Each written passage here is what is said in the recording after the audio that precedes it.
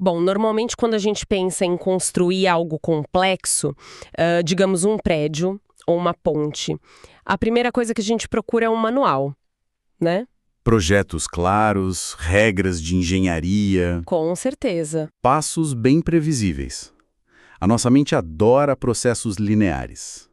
Levanta-se o alicerce, sobe a parede e a obra tá lá, pronta. É seguro, é reconfortante. A gente quer fórmulas garantidas não só para a arquitetura, mas para a nossa própria vida, sabe? Exato. O grande problema é que, quando o assunto é a mente humana ou a busca por significado, esse manual simplesmente não existe. Não existe mesmo. E quando percebemos isso, o chão costuma desaparecer. Nossa, sim.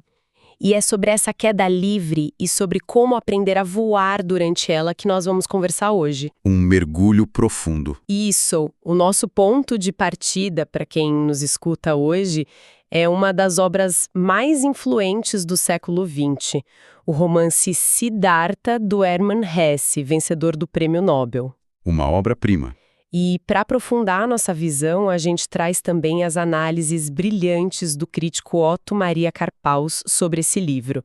A ideia aqui não é só repassar uma história antiga, sabe? É investigar um enigma humano fundamental. Exatamente.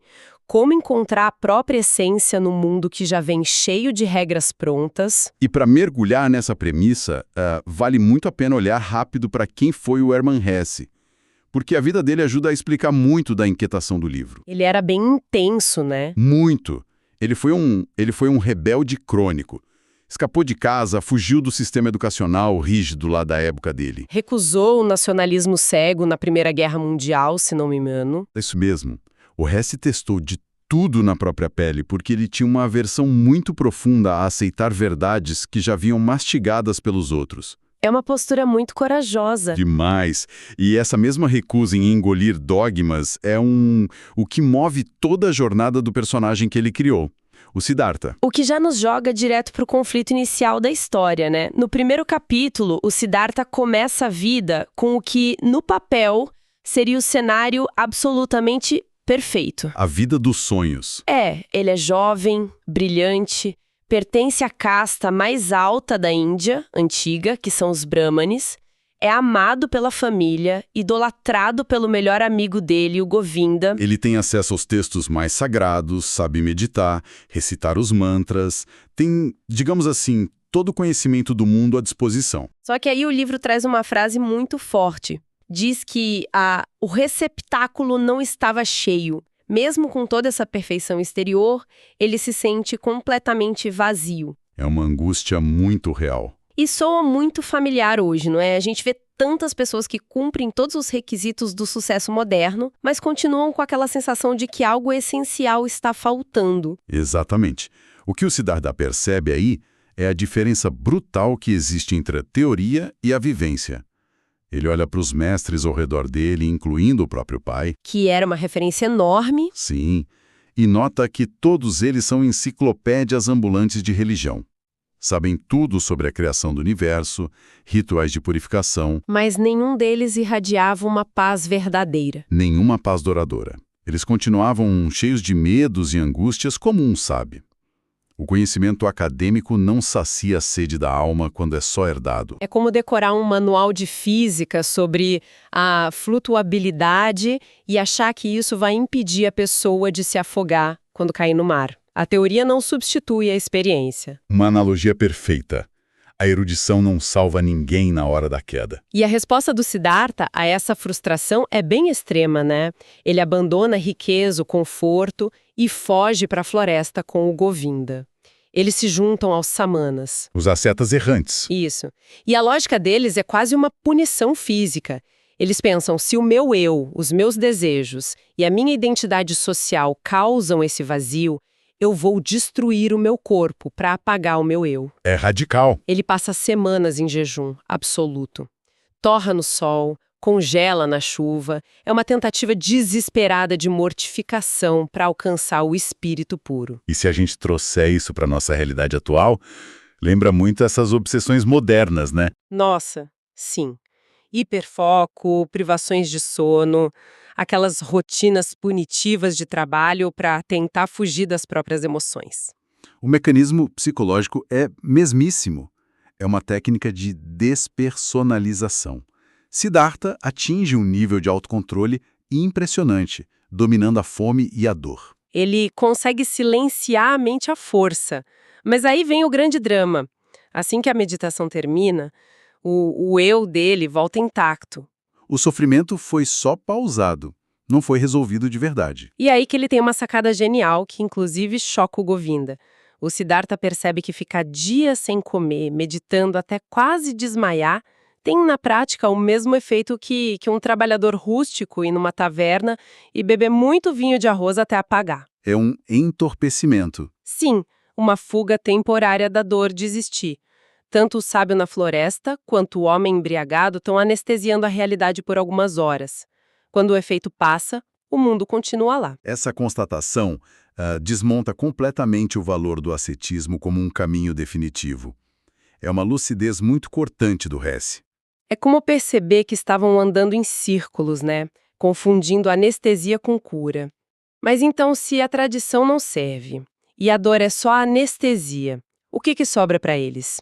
Eles ouvem falar do Buda, o Gotama, o homem que supostamente quebrou o ciclo, e viajam para encontrá-lo. O impacto visual no livro é inegável. O Buda exala uma paz que nem parece humana. Cada gesto é perfeito. É o encontro com o sublime. E o Govinda fica tão maravilhado que imediatamente vira monge. Mas o Siddhartha toma uma decisão que, à primeira vista, soa insana. Ele decide ir embora. Ele rejeita a doutrina. Iluminado da terra e dá as costas. Isso não soa como pura arrogância intelectual? Olha, é a reação natural pensar isso. Mas o argumento que o Siddhartha apresenta para o Buda é filosoficamente irretocável. Como assim? Ele não ataca o mestre, pelo contrário. Ele reconhece que a doutrina budista é impecável para explicar o universo e a lei de causa e efeito. Não tem falha lógica nas palavras de Gotama. A doutrina é perfeita. Perfeita. Onde está a falha, então? Está na própria natureza da iluminação. O despertar espiritual é uma experiência tão íntima que simplesmente não pode ser traduzida num plano de estudos. Ah, entendi. Ou seja, as palavras de um mestre podem até te ensinar ética, a evitar causar dor aos outros, mas nunca vão transferir aquela transformação interna. Ninguém ensinou o Buda a ser o Buda, né? Exato. Siddhartha entende que, se ficasse ali, estaria cometendo o mesmo erro do passado, buscando um atalho seguro na sombra de um gigante, em vez de caminhar com as próprias pernas. A sabedoria real é incomunicável. Isso exige muita coragem, porque ele perde o guia supremo e ainda perde o melhor amigo. Ele sai daquela floresta completamente sozinho. E esse momento marca o renascimento dele, uma virada radical. Sim, porque até ali ele achava que o mundo físico, as cores, era tudo uma ilusão, o véu de Maia. Mas ao decidir caminhar sozinho, ele tem um choque de realidade. Se o divino existe, ele é a própria natureza física, o céu, o rio, a floresta. Ele deixa de separar o mundo espiritual puro do mundo material sujo. E ele sente um calafrio, sabe? Aquele calafrio de estar totalmente solto no mundo, sem regras externas. É um renascimento como um homem adulto e autônomo. E, como alguém que acabou de nascer para o mundo real, o passo seguinte lógico é ir experimentar esse mundo de frente. O que nos leva à fase mais irônica da história. O asceta magro da floresta decide ir para a cidade grande. Mergulhar nas sombras do mundo. Ele procura a Kamala, uma cortesã linda e muito inteligente, e vai trabalhar com um mercador rico, o Kamaswami. E o jeito que ele entra nesse ambiente corporativo é hilário. Ele chega sem um tostão e quando perguntam quais são as habilidades dele, ele responde: eu sei pensar, sei esperar e sei jejuar. Parecem as piores competências para os negócios, não acha? Com certeza, mas na prática viram armas poderosas. Formidáveis. Pense na vantagem de alguém com essas 3 características. Saber jejuar significa que a fome não o assusta, então ele nunca fecha um mau negócio por desespero. Nossa, muito verdade. Saber esperar dá a ele o domínio absoluto do tempo nas negociações, enquanto os outros mercadores agem por pura ansiedade. E o saber pensar? Permite que ele analise tudo de cima, com clareza, sem ser sugado pelas emoções impulsivas da ganância. No começo ele tira tudo de letra, ele olha para o mercado e para as paixões humanas como se fosse um jogo divertido. Mas a armadilha do que chamam de samsara é silenciosa, né? O ciclo mundano. Isso. Ela não derruba a pessoa de uma vez. O livro compara uma umidade invisível que vai apodrecendo a madeira por dentro. Aos poucos, as virtudes do Siddhartha vão derretendo. É uma descrição muito crua de como o materialismo adoece a mente. Siddhartha achava que era superior às pessoas comuns. Ele viu os outros como folhas mortas ao vento, levados pelos próprios desejos. Só que ele acaba ficando exatamente igual a eles. Exatamente, ele perde a paciência, fica arrogante, ganancioso. E no auge do poço, ele desenvolve um vício compulsivo em jogo de dados, apostando fortunas num masoquismo para tentar sentir alguma emoção real, no meio de tanto vazio. É a imagem clássica do sucesso financeiro que esvazia a alma. Ele bate no fundo do poço, tem aquele sonho terrível como o pássaro morto da Kamala e acorda com nojo de si mesmo, cheirando a vinho azedo. A alma outrora iluminada adoece sob o peso daquele prazer passageiro. E, movido por esse asco, ele simplesmente abandona tudo. Mansão, riqueza no meio da noite. A mente entra em colapso, ele chega à beira de um rio esgotado e decide que a saída é se jogar e deixar os peixes devorarem o próprio corpo. Um desespero absoluto. É o ápice do desespero, mas é exatamente na beira do abismo que o milagre acontece. Como um reflexo, né? Sim, de sobrevivência espiritual. Do fundo da alma esquecida dele ressoa uma única sílaba, o Om, o som do perfeito. Esse som bate como um choque elétrico na consciência dele. Ele desperta daquele transe suicida e cai num sono curador na beira do rio. E quando ele acorda, olha a ironia. Quem tá ali do lado velando o sono dele? Govinda. O velho amigo, agora um monge budista respeitado. Mas o Govinda não faz ideia de quem é aquele homem esfarrapado, até o Siddhartha se apresentar. E depois desse reencontro emocionante, o Siddhartha decide não voltar para a floresta nem para a cidade. Ele vai morar como Vasudeva, que é o simples barqueiro do rio. E o Vasudeva não é um intelectual, né? A maior virtude dele é escutar.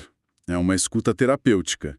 Ele ouve sem julgar, sem dar conselhos não solicitados. E a lição mais profunda que ele passa para o Siddhartha vem justamente da observação atenta das águas do rio. Vamos falar um pouco sobre essa analogia do tempo, porque ela muda tudo. Sim, a sabedoria das águas. O rio ensina que o tempo não existe. Como assim? Para ficar mais claro. O rio está simultaneamente na nascente fria, no curso com as cachoeiras e na foz se encontrando com o oceano. Tudo ao mesmo tempo. Ou seja, a divisão entre passado, presente e futuro é só uma ferramenta prática da nossa mente. O Siddhartha menino, o Siddhartha arrogante, perdendo dinheiro, e o Siddhartha velho na margem do rio não são fases separadas. São realidades que existem simultaneamente num presente perpétuo. E a implicação disso é imensa. Se o tempo não é real como a gente divide, então o remorso pelo passado e o medo do futuro perdem a força. Tudo que foi e será, já é. Nossa, atingir essa serenidade é maravilhoso. Ele parece finalmente ter alcançado o equilíbrio. Mas a história reserva o golpe mais brutal de todos para ele justamente nessa fase. A sabedoria contemplativa tinha que ser testada pela emoção mais incontrolável de todas. O amor terreno. A Kamala morre picada por uma cobra perto do rio e deixa o filho deles, um garoto de 11 anos que o Siddhartha nem sabia que existia. Um garoto rebelde, criado em mansões, que sente nojo da cabana pobre e odeia o pai. E o Siddhartha, que a vida inteira soube jejuar e esperar, sem afeto, agora sente aquele amor doloroso, possessivo e desesperado pelos homens tolos que ele tanto criticava. É o último golpe no ego dele. Vasudeva precisa sentar com ele e lembrar de uma verdade muito dura. Nenhuma piedade paterna pode poupar o filho de viver o próprio destino. Nossa, isso é um tapa na cara para nós hoje. Com tanto esforço que a gente vê para blindar os filhos de qualquer sofrimento, A sabedoria não se transfere por osmose. Não mesmo. O menino precisa cometer os próprios erros. E ele foge, deixando Siddhartha com a ferida dilacerante da perda. E no meio dessa dor destruidora, ele olha para o rio. E a água parece rir dele. Ele vê o reflexo do rosto do próprio pai. A memória atinge em cheio. Ele também abandonou o pai idoso na juventude. O destino é um ciclo. Sim, a dor que ele sente agora foi a dor que ele causou. E, escutando o rio ao lado do Vasudeva, as vozes de choro, raiva e amor se unem numa única canção formidável. O grande cântico da humanidade, formando de novo a palavra um. Ele aceita a unidade de todas as coisas. A ferida vira cura. O que prepara o terreno para o capítulo final com o Govinda, né? O Govinda ainda peregrinando, buscando respostas verbais. O Siddhartha tenta explicar para ele que as palavras dividem o mundo em categorias, mas a realidade profunda não é dividida. E ele usa uma analogia brilhante com a pedra. É a minha parte favorita. Ele diz, a pedra não tem valor porque ela pode evoluir e se tornar planta ou Buda no futuro. Ela tem valor porque ela já é tudo isso agora. A perfeição já existe nela neste segundo. E trazendo aqui a síntese que o Otto Maria Karpel faz, a gente entende a grande tese do Hermann Hesse. Conta pra gente. A identidade absoluta de tudo que é vivo. O sagrado e o profano, a sabedoria e a loucura não são opostos. São faces inseparáveis da mesma realidade.